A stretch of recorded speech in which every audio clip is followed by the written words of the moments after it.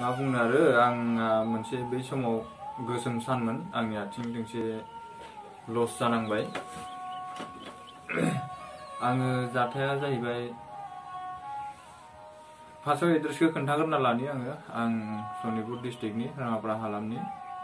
बेनिफ्राय आं जेब्लानोखि थांनाय बोसोर 2020 7 फेब्रुआरियाव आं जोंनि नरेन्द्र मदि सारखौ क'क्राझाराव नायनो थांदोंमोन।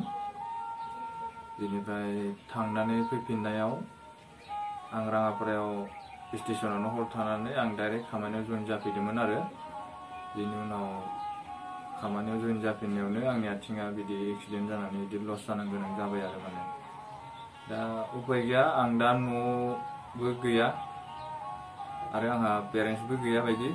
न'आव दं ओरैनो आदै मादै दङ, आबै दङ।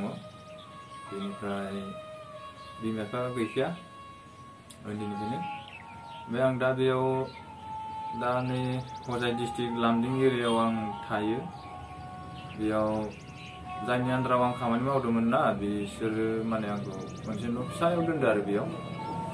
ओमफ्राय बिदिनो नोंसोरनि गभर्नमेन्ट आसाम गभर्नमेन्टनिफ्राय माबा मोनसे मदद बि होनना बुंनायखाय आं बुंनो गोसो जादों आरो जेनेबा जोंनि बिटिआर गभर्नमेन्ट दं, आसाम गभर्नमेन्ट दं, बिसोरो माबा मोनसे मिलायनानै आंनि आथिंखौ लागायना होब्लाबो जागौमोन आरो मानोना आंबोथ' मावना जानो गोसो दं।